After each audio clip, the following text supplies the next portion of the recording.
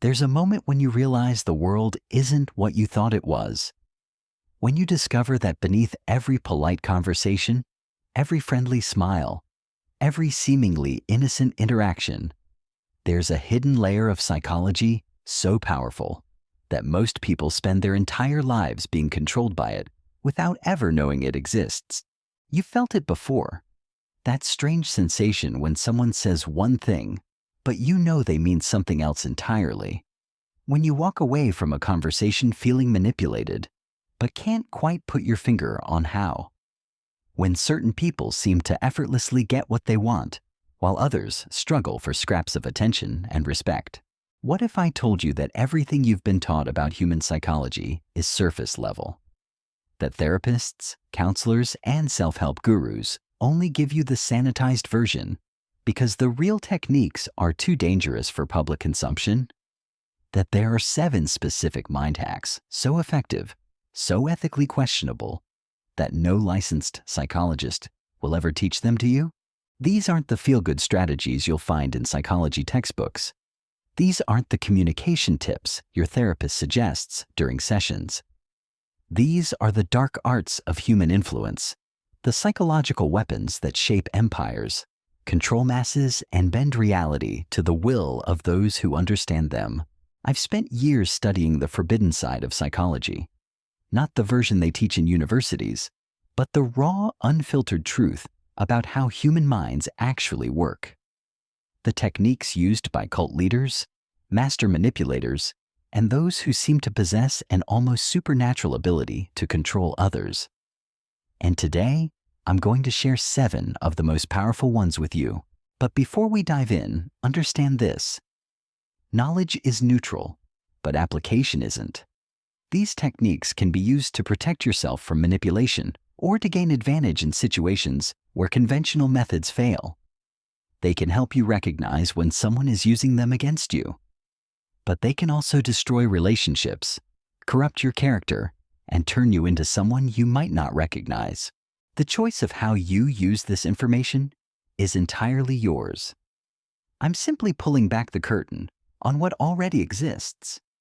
What's already being used against you every single day by people who learned these secrets through trial and error, through studying the masters of influence, or through stumbling upon them accidentally. So here's your warning. Once you see these psychological patterns, you can't unsee them. Once you understand how easily the human mind can be influenced, you'll start noticing it everywhere. In advertisements, in political speeches, in your workplace, even in your closest relationships. The comfortable illusion that people operate from pure logic and good intentions will shatter completely. Are you ready for that level of awareness? Are you prepared to see the strings that pull at human behavior? Because there's no going back once you cross this line. The first dark mind hack is something I call the void creation technique.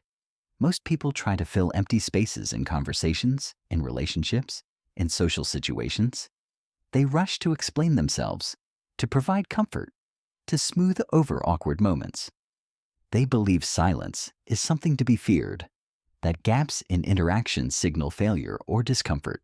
But the masters of psychological influence know better. They understand that humans have an almost compulsive need to fill voids, and they exploit this need ruthlessly. When you create deliberate emptiness, when you withhold the response people expect, when you let silence stretch just beyond the point of comfort, something fascinating happens in the other person's mind. They start to fill that void themselves. They begin projecting their own thoughts, fears, desires, and assumptions onto your silence. They reveal more than they intended. They make concessions they never planned to make. They begin to doubt their own position simply because you refused to validate it with an immediate response. Watch how this works in practice. Someone makes a demand of you, expects you to justify your decision, or waits for you to react to their criticism. Instead of responding as they anticipate, you simply remain still, not angry, not defensive, just present, but unreachable. You let the weight of their words hang in the air without rushing to catch them. What happens next is predictable. They start to fidget. They begin to second-guess themselves. They often continue talking, revealing more about their motivations, their insecurities, their real agenda than they ever intended. They fill your silence with their own psychological noise, and in doing so, they hand you information you never asked for, but can now use to your advantage. This isn't about being cruel or cold. It's about understanding that most people fear the unknown more than the known. When you become unpredictable through strategic silence, when you refuse to play by their emotional rules, you shift the entire dynamic of the interaction. You're no longer reacting to their frame. You're creating your own. The second technique builds on the first, but operates through a different mechanism. I call it emotional mirroring with delayed decay. Most people understand basic mirroring, matching someone's energy or body language to build rapport. But what they don't realize is that the real power lies not in the mirroring itself, but in the subtle withdrawal of that mirroring at precisely the right moment. Here's how it works.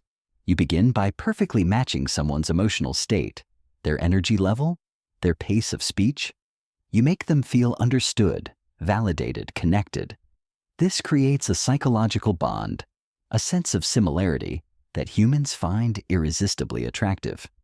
They start to trust you, to open up, to lower their defenses because you seem to be on their wavelength. But then, almost imperceptibly, you begin to shift.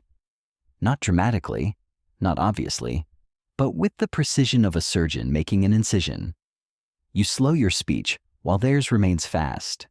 You lower your energy while theirs stays elevated. You become slightly more formal while they remain casual. The effect is devastating. Their subconscious mind notices the disconnection before their conscious mind does.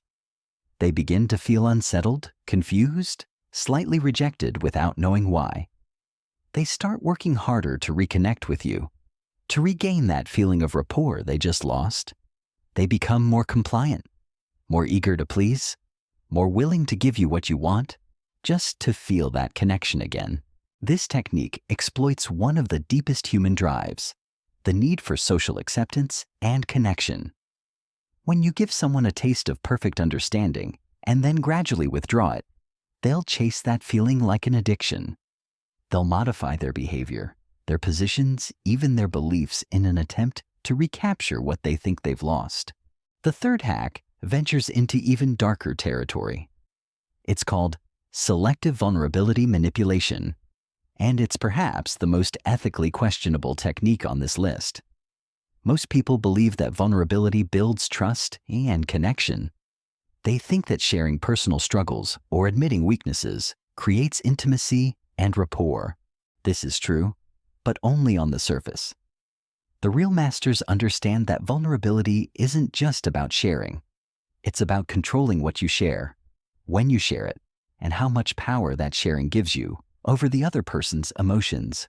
Selective vulnerability manipulation works by revealing carefully chosen personal information that serves a specific psychological purpose. You don't share randomly or authentically. You share strategically.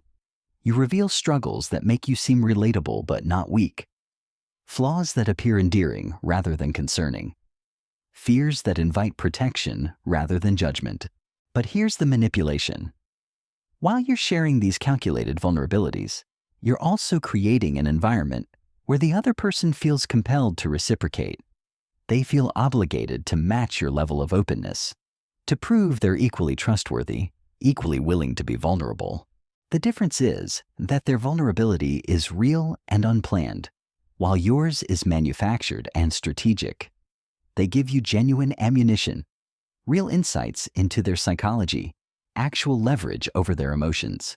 You give them carefully crafted theater designed to elicit specific responses.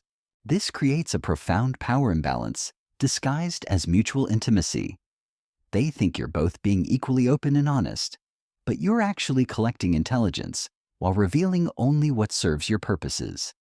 You're building a psychological profile of their weaknesses, fears, and triggers, while they build a false sense of connection with a version of you that doesn't truly exist.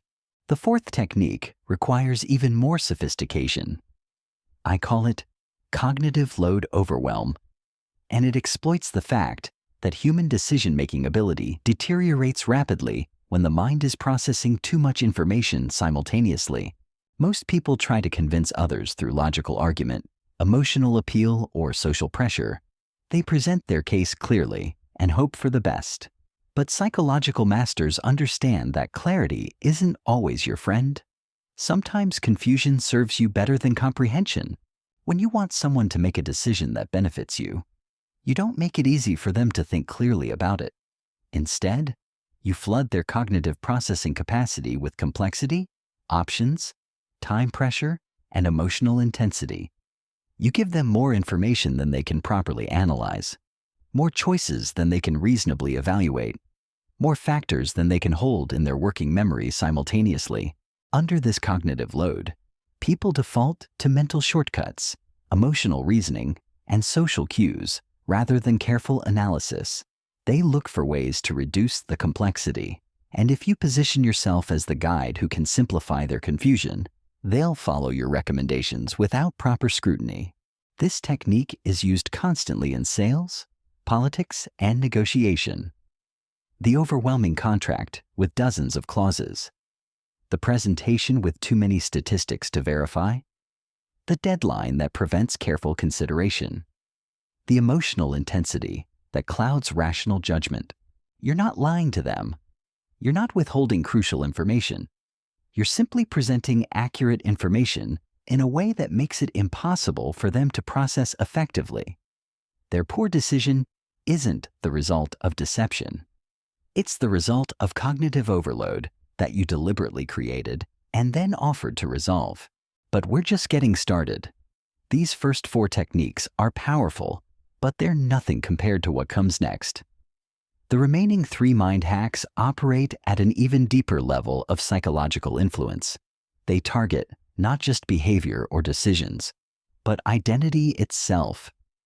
They don't just change what people do, they change who people think they are. And that's where things get truly dangerous. Because once you can influence someone's sense of self, once you can shape their identity and their understanding of their own motivations, you've crossed the line from influence into something approaching mind control. The question is, are you prepared to learn techniques that powerful? Are you ready to understand how easily human identity can be shaped and manipulated? Because what comes next will forever change how you see yourself and everyone around you. The 5th technique strikes at the very core of human psychology. It's called identity anchoring, and it's the method by which you can literally reshape how someone sees themselves by controlling the labels they accept about their own character. Most people think identity is fixed, that who you are is determined by your past experiences, your values, your beliefs. But identity is actually far more fluid than anyone wants to admit. It's constantly being reinforced or challenged by the feedback you receive from the world around you. And if someone understands how to manipulate that feedback loop, they can gradually sculpt your self-concept like clay in the hands of an artist. Here's how it works. You begin by observing someone's behavior patterns, their small actions and decisions. Then you start making subtle comments that reframe these behaviors as expressions of deeper character traits. Not obvious flattery, not dramatic declarations, but casual observations that plant seeds in their subconscious mind. You watch someone help a stranger, and you casually mention how they're the type of person who always puts others first. You notice them working late, and you comment on their incredible dedication to excellence. You see them avoid a confrontation, and you observe how they're naturally diplomatic, always choosing wisdom over conflict. The key is that these observations feel authentic because they're based on real behaviors. The person can't argue with what you're saying because they just demonstrated it themselves. But what they don't realize is that you're selectively highlighting certain actions while ignoring others, creating a narrative about their identity that serves your purposes. Over time, these casual observations accumulate. The person begins to internalize these labels, to see themselves through the lens you've provided, And once they accept an identity, they feel compelled to act consistently with it. If they believe they're naturally generous, they'll make generous choices. If they see themselves as diplomatic, they'll avoid confrontation. If they think they're dedicated to excellence, they'll work harder to maintain that image. You've essentially programmed their future behavior by reshaping their understanding of who they are. They're not being controlled by external force. They're being controlled by their own need to remain consistent with the identity you've helped them construct. The sixth hack takes identity manipulation even further. It's called manufactured scarcity of approval, and it exploits the fact that humans will work exponentially harder for intermittent reinforcement than consistent validation. Everyone knows that people crave approval and recognition, but most people make the mistake of giving approval freely and consistently, thinking this will make others like them more. What they don't understand is that constant approval becomes meaningless, like background noise that the mind learns to ignore. The masters of psychological influence understand that approval is most powerful when it's unpredictable and rare. They create artificial scarcity around their validation, making people compete for something that should be freely given. Here's the mechanism. You establish yourself as someone whose opinion matters, whose approval carries weight. You do this through competence, through social positioning, through the careful construction of your own perceived value. Then you begin rationing your positive feedback like a precious resource. Sometimes you offer praise for excellent work. Sometimes you remain neutral about even better performance. Sometimes you give recognition for small efforts. Sometimes you're silent about major achievements. The pattern is deliberately inconsistent, impossible to predict or control. This creates a psychological addiction. The person becomes obsessed with earning your approval because they never know when it might come or what might trigger it. They start modifying their behavior constantly, trying different approaches, working harder and harder in pursuit of your validation. The cruel genius of this technique is that it transforms relationships into a form of psychological gambling. And just like gambling, the intermittent reinforcement creates a compulsive need to keep playing, to keep trying, to keep hoping that the next attempt will finally deliver the reward they're craving. They're not working for you anymore. They're working for the possibility of your approval. And that possibility, that hope, can drive people to extremes they would never otherwise consider. The seventh and final technique is the most dangerous of all. I call it reality redefinition. And it's the process by which you can make someone question their own perception of events, their own memory, their own judgment about what's true and what's false. Most people assume that reality is objective, that what happened is what happened, that their memories and perceptions are reliable guides to truth. But psychological research has shown that human memory is incredibly malleable, that perception is easily influenced, and that people will often choose social harmony over objective truth. Reality redefinition works by gradually introducing small inconsistencies between what someone remembers and what you claim occurred. Not dramatic contradictions that would trigger their defenses, but subtle variations that create doubt without causing alarm. You might remember a conversation differently than they do, with slight but significant changes in tone or content. You might recall events happening in a different sequence or with different people present. You might express surprise at their version of events, not aggressively, but with the confused concern of someone who's genuinely trying to understand the discrepancy. Over time, these small challenges to their perception accumulate. They begin to doubt their own memory, their own judgment, their own ability to accurately interpret what's happening around them. And when someone loses confidence in their own perception of reality, they become dependent on others to help them make sense of the world. That's when they become truly vulnerable.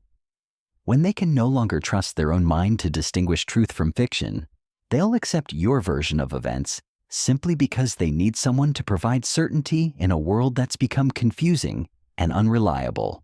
This technique doesn't just influence behavior or decisions. It attacks the very foundation of independent thought.